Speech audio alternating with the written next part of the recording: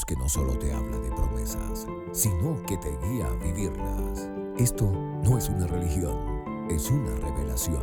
¿Estás listo para dejar la escasez y caminar en la plenitud que Dios tiene para ti? Únete a esta comunidad de fe. Cada gota de sangre de Jesús te dice: yo te amo.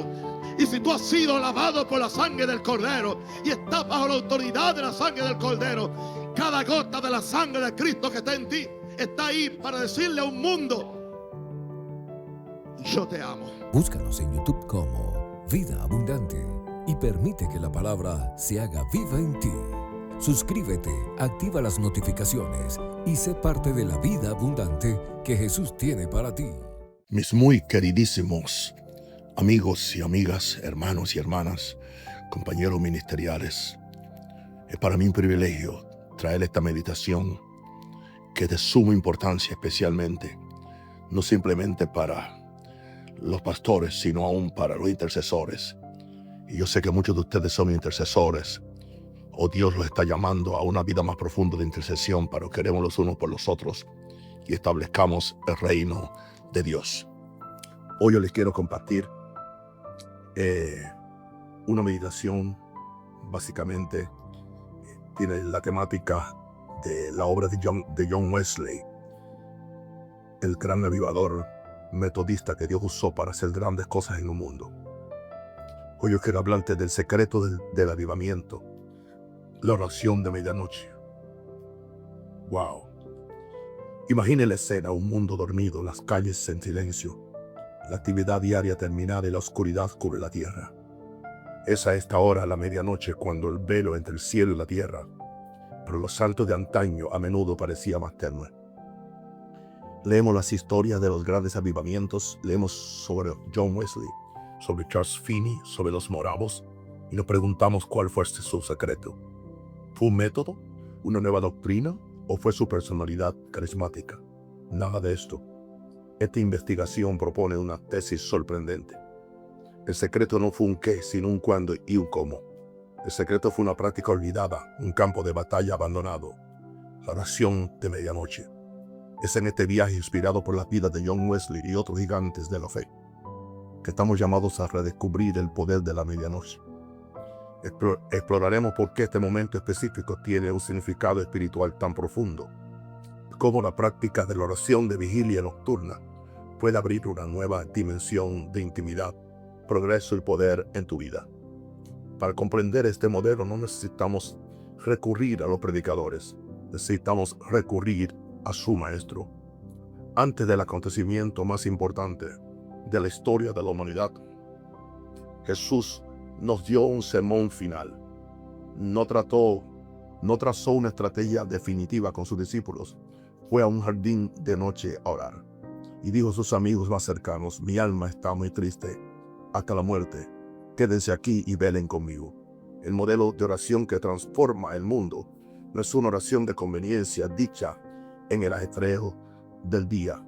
Es una oración dispuesta a velar en la oscuridad, incluso cuando el alma agoniza. En los comentarios deja tu declaración de fe, una cita impactante sobre nuestro Rey que nunca duerme. Escribe la verdad más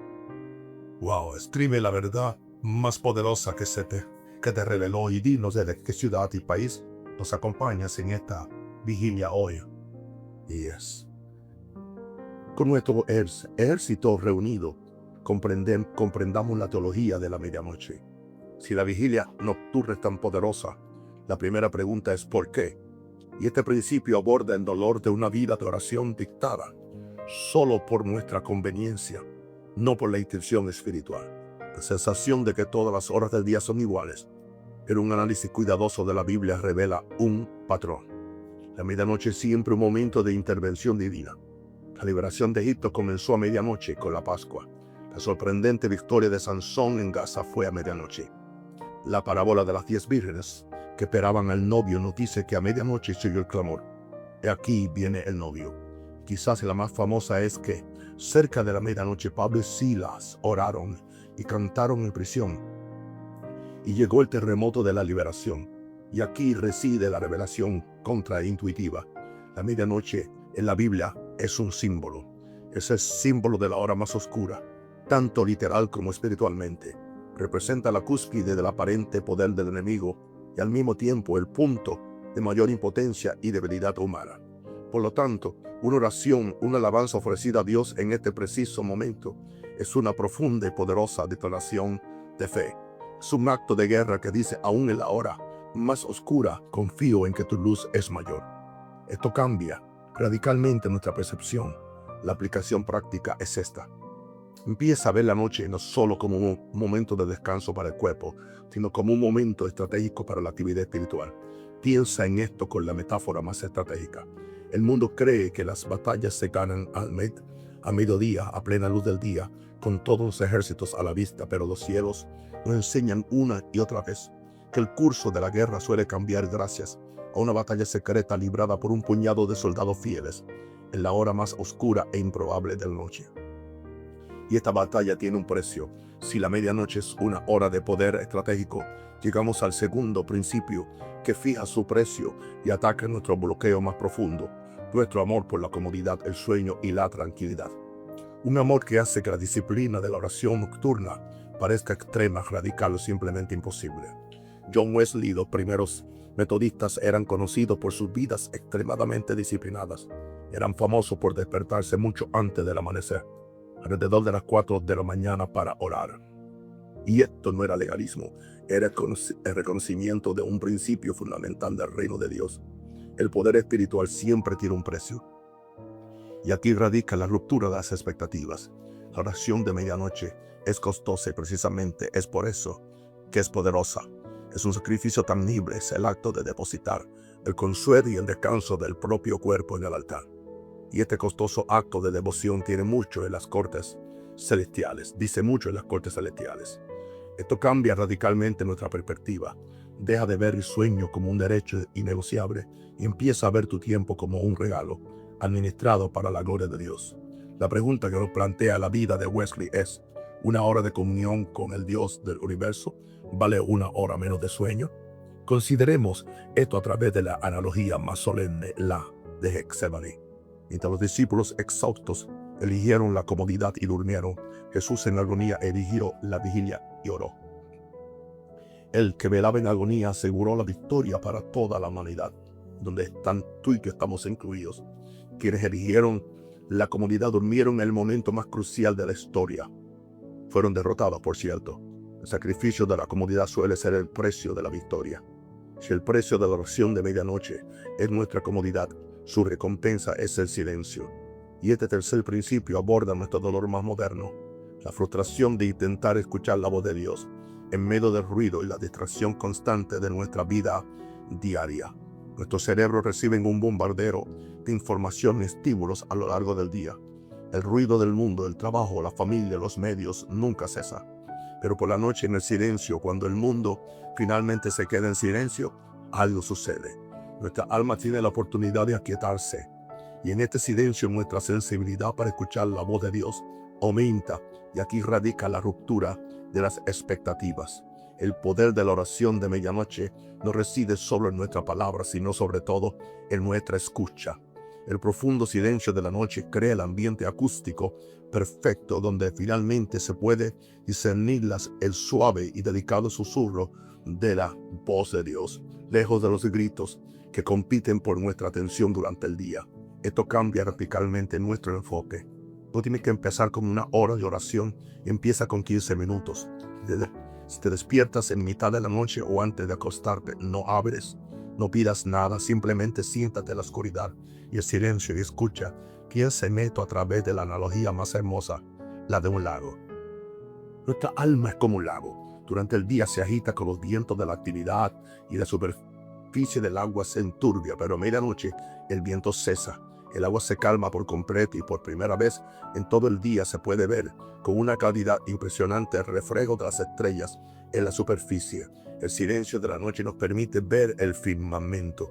Si el silencio de la noche nos permite escuchar a Dios, la soledad de la noche nos obliga a clamar a Él. Y aquí llegamos al cuarto principio, que ataca nuestro bloqueo más sutil, una vida de oración que de alguna manera aún se sustenta en nuestra autosuficiencia y la disponibilidad de la ayuda humana. La oración de medianoche, como nos enseña John Wesley, es a menudo una oración desesperada. Es la oración que oras cuando se han agotado todas las demás opciones. Es la oración que surge cuando los médicos se han ido a casa, cuando los terapeutas no contestan el teléfono, cuando los amigos duermen y finalmente estás a solas con tu dolor y tu Dios. Y aquí radica la ruptura de las expectativas. Dios se siente irresistiblemente atraído por nuestra desesperación. La medianoche, la hora en que nos sentimos más solos e indefensos, nos despoja de toda ilusión de control y nos obliga a un estado de total y absoluta dependencia de Él. Y esta postura de impotencia es el secreto para liberar el poder del cielo. Esto cambia radicalmente nuestra mentalidad. Ve tus momentos de ansiedad nocturna, tu insomnio, no como una maldición, sino como una invitación divina. Tu noche de insomnio puede convertirse en un encuentro santo y poderoso con el Dios que nunca duerme. Consideremos la historia de Jacob en el paso del río Jaboc. Luchó con Dios durante la noche. ¿Por qué? Porque estaba solo, atrapado y aterrorizado por lo que le depararía la mañana cuando se encontrara con su hermano. Su avance, su bendición no provino de su fuerza, provino de su desesperación. La noche nos lleva a nuestro lugar de desesperación, que es nuestro lugar de poder. Si la noche nos lleva a la desesperación, llegamos al quinto principio que define el enfoque de este clamor y ataca el dolor de una fe egocéntrica, preocupada solo por nuestras propias necesidades, nuestras bendiciones y nuestro propio camino. Las reuniones de oración metodistas que sustentaron el avivamiento eran conocidas por su oración de nacimiento, una intercesión agonizante por la salvación de las almas perdidas en sus comunidades. Asumieron la condición espiritual de su nación como una responsabilidad personal, y en esto radica la ruptura de las expectativas. La oración de medianoche suele ser la menos egoísta, en la hora en que no necesariamente oramos por nuestro pan de cada día, en la hora sacerdotal en la que nos levantamos para luchar por las almas de nuestros hijos, nuestros vecinos, nuestra nación, la obra sagrada de interceder. Esto cambia radicalmente nuestra percepción. La aplicación práctica es esta. Usa la quietud de la noche para interceder específicamente por alguien en tu vida que está lejos de Dios. Deja que tu corazón se rompa por aquello que rompe el corazón de Dios. Piensa en esto a través de la metáfora más solemne, la de centinela. El profeta Ezequiel fue llamado por Dios para ser centinela, para dar la alarma y advertir a la ciudad del peligro inminente. El intercesor que se levanta a medianoche es el centinela espiritual. Permanece en la muralla de la ciudad en oración, implorando la protección y salvación de sus habitantes mientras duermen, completamente ajenos al peligro espiritual que los rodea. Si la noche es el tiempo de la intercesión, llegamos al sexto principio. También es el tiempo de la revelación, y atiende nuestro dolor de sentirnos espiritualmente ciegos, incapaces de discernir la voluntad de Dios o comprender la verdadera naturaleza de nuestros problemas. A lo largo de la Biblia hay un patrón claro. Dios solía dar sus revelaciones más profundas y sus estrategias más importantes durante la noche. Fue de noche cuando hizo un pacto con Abraham. Fue de noche cuando Jacob soñó con la escalera. Fue de noche cuando el joven Samuel oyó la voz de Dios. Y fue en una visión nocturna que Pablo fue llamado a ir a Macedonia. Y aquí radica la ruptura de la expectativa. La oscuridad de la noche, que parece un obstáculo, es en realidad una herramienta. Elimina las distracciones visuales del mundo que compiten por nuestra atención y nos obligan a confiar en nuestros sentidos espirituales. Y es en este estado de concentración, en esta quietud, que Dios a menudo puede descargar sus estrategias, darnos soluciones creativas y concedernos una perspectiva celestial sobre nuestros problemas terrenales. Esto cambia radicalmente nuestra percepción. No veas la noche simplemente como el momento en que se detiene el trabajo. Considérala el momento en que comienza la consulta celestial. Piensa en esto a través de la más hermosa de las analogías, la de un telescopio. Durante el día no se pueden ver las estrellas ni las galaxias en todo su esplendor. La brillante luz del sol, que representa la actividad y el ruido del mundo, las oscurece por completo. Hay que esperar a que llegue la oscuridad de la noche. Solo entonces podrás usar el telescopio de la oración y la meditación y ver el vasto y glorioso universo de los planes y propósitos de Dios que siempre estuvieron ahí, pero que la luz del día te ocultó. Si la oración de medianoche es tan poderosa, llegamos al séptimo principio, que es una consecuencia lógica e inevitable: será atacada. Este principio ataca nuestro dolor más común en esta práctica, la intensa resistencia que sentimos, la fatiga repentina, la avalancha de pensamientos ansiosos, el sentimiento de miedo o acusación que parece surgir de la nada en el momento en que decidimos orar en la quietud de la noche. Los grandes predicadores como Wesley comprendían perfectamente que el lugar de oración, especialmente de noche, era un campo de batalla. Reconocían que el enemigo de nuestras almas haría cualquier cosa para impedirnos practicar esta disciplina. Y aquí radica la ruptura de las expectativas. La resistencia que sientes al intentar orar por la noche no es necesariamente una señal de que estás haciendo algo mal. Al contrario, es la confirmación de que estás haciendo algo muy bueno o muy bien. Estás invadiendo el territorio del diablo durante las horas en que se percibe con mayor poder. Y él, por supuesto, él acciona. Esto cambia radicalmente nuestra percepción. La aplicación práctica es la siguiente. Cuando sientas resistencia, no te rindas. No te rindas. Reconócelo como lo que es una guerra espiritual. En lugar de rendirse, vístanse con la armadura de Dios, como nos enseña Efesios capítulo 6, y manténganse firmes, invocando la autoridad de la sangre de Cristo. Piensen en esto a través de la más clara analogía militar. Un soldado en una misión secreta nocturna, tras las líneas enemigas, debería esperar encontrar resistencia. Debería esperar encontrarse con centinelas y patrullas. El silencio absoluto del enemigo sería, de hecho, más preocupante que su ataque. Resistir demuestra que estás en el lugar correcto, haciendo lo correcto. Si la oración de medianoche es un campo de batalla, llegamos al octavo principio que nos enseña a no luchar solos y aborda el dolor de sentirnos aislados en nuestras batallas espirituales, especialmente en las horas solitarias y oscuras de la noche. La palabra de Dios nos da el ejemplo más poderoso de oración unida a medianoche en Hechos capítulo 16. Cerca de la medianoche, Pablo y Silas oraban y cantaban himnos a Dios, y los demás presos los escuchaban. De repente se produjo un gran terremoto que sacudió los cimientos de la prisión, y aquí radica la ruptura de las expectativas. Si bien la oración en solitario a medianoche es poderosa, la Biblia nos enseña que existe un poder exponencial, un poder que causa terremotos cuando dos o más creyentes se unen en oración, especialmente durante esta hora estratégica. Es un ataque directo y unido contra los cimientos de las presiones del enemigo. Esto cambia radicalmente nuestro enfoque. La aplicación práctica es esta.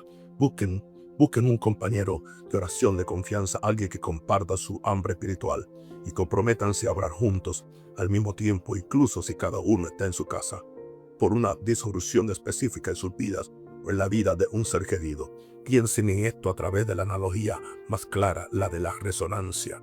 Una sola voz cantando en una habitación puede crear una pequeña vibración, pero cuando dos voces en perfecta armonía alcanzan la misma nota, la misma frecuencia resonante, pueden crear una onda sonora tan potente que podría romper un vaso de cristal. La oración unida a medianoche encuentra la frecuencia resonante del cielo, que tiene el poder de romper las prisiones espirituales. Si la oración de medianoche es tan poderosa, llegamos al noveno principio, que define su propósito final y ataca nuestro dolor más común: orar fervientemente para que se cumpla nuestra voluntad, solo para encontrarnos con frustración y silencio. Para John Wesley, el objetivo final de la oración no era en absoluto doblegar la voluntad de Dios para que se alineara con la nuestra. No, el objetivo era lo contrario: doblegar nuestra voluntad para que se alineara con la suya, y en esto radica la ruptura de las expectativas. El propósito final de la oración de medianoche no es obligar a Dios a hacer lo que queremos. Es para llevarnos a un lugar de comunión tan íntimo, tan silencioso y tan tranquilo. Como Jesús en el huerto, podamos finalmente, con corazón sincero, decir: no se haga mi voluntad sino la tuya. Esto cambia radicalmente nuestra mentalidad. Nuestro objetivo en la oración no debe ser superar nuestros problemas, sino avanzar hacia la voluntad de Dios. Piensa en esto a través de la analogía más poderosa, la del crisol. El crisol es el horno donde se purifica el metal precioso. La medianoche es un crisol espiritual. El calor de nuestras pruebas y la presión de nuestra desesperación, combinado con nuestra atención centrada en Dios, derrite nuestra obstinada voluntad, y solo entonces puede ser derramada y moldeada en la forma perfecta de la voluntad de Dios. Con el propósito de la oración de medianoche revelado, llegamos al décimo principio, que desmitifica todo el proceso y ataca nuestro bloqueo de la búsqueda de un secreto, como si fuera una información oculta o una fórmula mágica que de repente lo resolverá todo. La verdad es que el poder de la oración de medianoche no reside principalmente en el tiempo del reloj. La medianoche simplemente proporciona las condiciones ideales, sacrificio, silencio y desesperación para el corazón que Dios busca manifestar. Y aquí radica la ruptura de las expectativas. El secreto de John Wesley y los grandes animadores no era un secreto, fue simplemente el hecho de que tomaron en serio los mandamientos y ejemplos de las Escrituras. Jesús oraba de noche, Pablo oraba de noche. Los salmos hablan de meditar en la ley de Dios por la noche. Simplemente hicieron lo que la Biblia ya les había enseñado. Esto cambia radicalmente nuestro enfoque. La aplicación práctica es un llamado a la simplicidad. No compliques las cosas, el secreto es simplemente hacerlo. Reserva tiempo, sacrifica a la comunidad y busca a Dios con corazón desesperado y sin distracciones. Piensa en esto a través de la analogía más clara, la de un atleta. El secreto del éxito de un atleta olímpico no es una píldora mágica que se toma antes de una competencia. El secreto es el resultado visible de miles de horas de entrenamiento disciplinado, doloroso y a menudo invisible, que realizaron mientras sus competidores dormían o se divertían. La oración de medianoche es nuestra sala de entrenamiento. Si el secreto de la oración nocturna es la disciplina, llegamos a un 10º principio que define su fruto máximo y ataca el dolor del escepticismo, la sensación de que la noche de frialdad espiritual en nuestra cultura, en nuestra iglesia, en nuestras vidas nunca terminará. La historia nos muestra un patrón innegable. El gran despertar liderado por Wesley y Whitefield fue el amanecer que siguió a una larga noche de oración, librada por un remanente fiel que se negó a aceptar la oscuridad. Y aquí radica la ruptura de la expectativa. El avivamiento no comienza cuando las cosas empiezan a mejorar. El avivamiento no comienza cuando las cosas empiezan a mejorar. Comienza cuando el pueblo de Dios decide orar durante la noche, en la oscuridad más profunda, negándose a aceptar que esa oscuridad es la última palabra. Esto cambia radicalmente nuestra percepción. La aplicación práctica es un llamado a la esperanza. Tus oraciones de medianoche no son solo una disciplina personal de santificación, son un acto profético, son tu declaración de fe, la llegada del amanecer. Eres el centinela en el muro, llamando a la mañana. Piensa en esto a través de la más hermosa de las analogías, la del amanecer. El sol siempre sale, pero el centinela que permaneció despierto durante la hora más oscura y fría de la noche es el primero en ver sus rayos. Es el primero en anunciar su llegada a una ciudad que aún duerme. El intercesor que ora a medianoche es este centinela del avivamiento. Y en nuestros días esta vigilia tiene un enemigo moderno. Si la oración de medianoche es la clave del avivamiento, llegamos al 12º principio que define nuestro desafío único en el siglo XXI y ataca nuestro bloqueo más moderno. El desafío es que nuestra medianoche ya no es silenciosa como lo era antes. Está lleno de la luz de nuestras pantallas, el flujo incesante de entretenimiento y la ansiedad de las redes sociales. La ciencia nos demuestra que la luz azul emitida por nuestros dispositivos electrónicos altera la producción de melatonina en nuestro cerebro, manteniéndonos en un estado artificial de alerta, dificultando enormemente el descanso profundo y la contemplación serena. Y aquí radica la ruptura de las expectativas. La batalla por la oración de medianoche no es solo contra nuestro sueño, es contra la naturaleza adictiva de nuestras distracciones digitales, diseñadas para captar nuestra atención. La nueva estrategia del infierno para alejarnos de Dios es sencillamente llenar la noche con el ruido del mundo. Esto cambia radicalmente nuestro enfoque. La aplicación práctica es lo que podríamos llamar el ocaso. El ocaso digital. Ponte una regla. Todos los dispositivos electrónicos deben apagarse 1 hora antes de dormir. Aprovecha esta última hora del día no para consumir más información, sino para la quietud y la reflexión, la lectura y la oración. Recupere el silencio de la noche. Piensa en esto a través de la metáfora más crucial, la del santuario. Tu dormitorio por la noche debería ser un santuario, un lugar de descanso para el cuerpo y comunión para el alma, no solo terminal en la red global de información. Necesitamos desconectarnos intencionalmente de la matriz del mundo para poder conectar con la realidad del cielo. Esta investigación nos ha llevado a través de la noche oscura del alma para redescubrir el secreto de la oración de medianoche. Hemos visto que es una oración de sacrificio, de silencio, de desesperación y de intercesión. Una batalla librada contra las fuerzas de la oscuridad en la hora más oscura, pero con una fe inquebrantable en la llegada del amanecer. Y la poderosa y definitiva verdad que revela es esta: la hora más oscura de la noche en la tierra suele ser la hora más brillante en la sala del trono celestial. Es el momento en que el ruido del mundo se calla y los gritos del remanente desesperado exigen la atención plena e indivisible de Dios. La última invitación de este viaje, por lo tanto, es no sentirse abrumado. Es una invitación a convertirse en un vigilante nocturno. No tienes que hacer esto todas las noches. Empieza una vez a la semana, simplemente aprovecha un momento de insomnio. En lugar de dar vueltas en la cama, levántate durante 15 minutos. Ofrécele este tiempo a Dios. Únete a las filas del ejército oculto, que en secreto está cambiando el curso de la historia. Concluyamos con una oración. Señor, perdona nuestra búsqueda de comodidad y nuestra aversión al sacrificio. Señor Padre, perdónanos por haber dormido mientras nos llamabas a velar. Padre, despierta en nosotros, Padre, por tu Espíritu, el deseo y la disciplina de la vigilancia. Padre, concédenos la gracia de encontrarte en la quietud de la noche y de luchar allí de rodillas las batallas que verdaderamente importan a tu corazón. Oh, hermano y hermana, amigo, especialmente mis amigos ministeriales que son responsables de liderar un rebaño a cosas grandiosas que solamente se gestan en la oración. Se acepta esta invitación. Si deseas ser centinela, díselo. Baja los comentarios, escribe esta petición con un corazón dispuesto a velar. Yo me hago disponible para que usted me incluya bien su lista de oración, que ore por mí cada día que usted ora por mí, aunque sea 2 o 3 minutos. Mencione mi nombre y el nombre de mi ministerio y de mi esposa, aleluya. Y ahora recibe esta bendición que yo te quiero dar. Que el Dios que nunca duerme y se adormece te encuentre en la quietud de tus noches. Que transforme tus horas de ansiedad en horas de autoridad. Yo oro que el Dios del cielo te dé la fuerza para velar y la fe para creer en el amanecer que prometió. Que la luz de su presencia brille a través de ti en tu hora más oscura para la gloria de su nombre. Amén. Padre, y ahora que te doy las gracias por cada uno de mis hermanos, de mis compañeros, aleluya, que se conectaron para recibir esta poderosa meditación que nos va a cambiar a todos, aleluya, para que podamos hacer grandes cosas para Dios, Señor.